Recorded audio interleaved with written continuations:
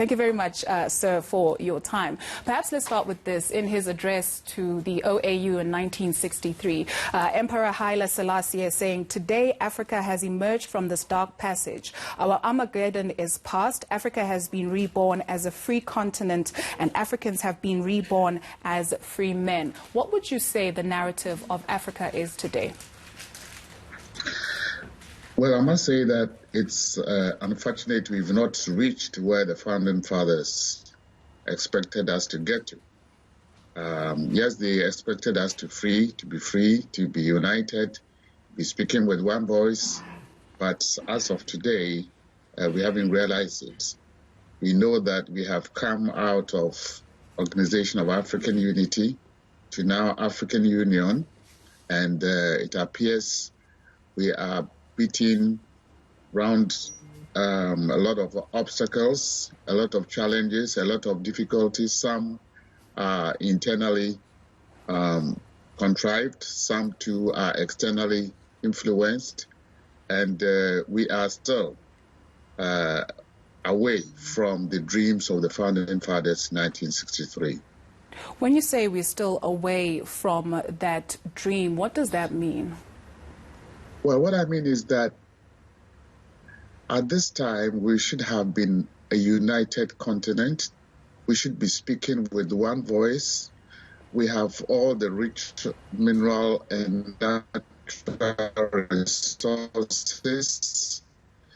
We should have been in total control of the natural resources. We should have been in charge of the commanding heights of our economies. We should have improved on living conditions of our people in various parts of the continent, and we should have been a very peaceful one. Now, as we are speaking, even now with COVID raging, there are military activities in Congo, in part of East Africa, and part of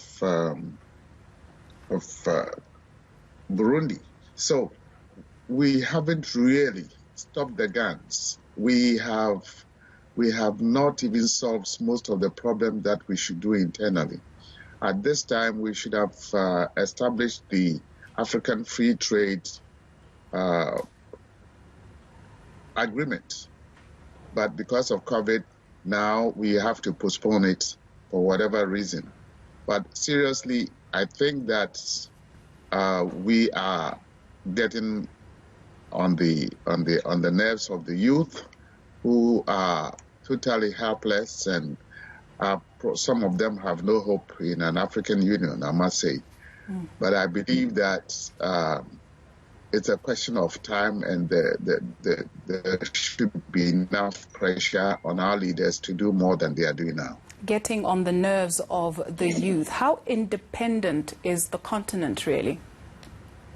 The continent is not independent, and that's why I'm saying that the youth are helpless, and because we've lost the control even over our own economies. Now look at all the rich minerals on the continent, from the north to the south, from oil to gold to manganese to bauxite to anything, and ask yourself, who controls them? How much of the benefits go to the African governments, to the African people? And you find that the Africans are only servicing, the resources that they have, but the control is totally outside. And then you also talk about the COVID, for example. COVID has come, and I know that one or two meetings have been held amongst African leaders, but I believe that African leaders are capable of discussing thoroughly and sharing information about what we have on the continent. Listen, 70% of Africans live on alternative medicine. And I thought at this time that we would be putting more investments into our own resources, on our herbal and alternative medicine. We are not desperate, and it's unfortunate that We are a continent born with a lot of vegetation, forests, medicinal and herbal plants, and we are totally incapable of handling our own situation.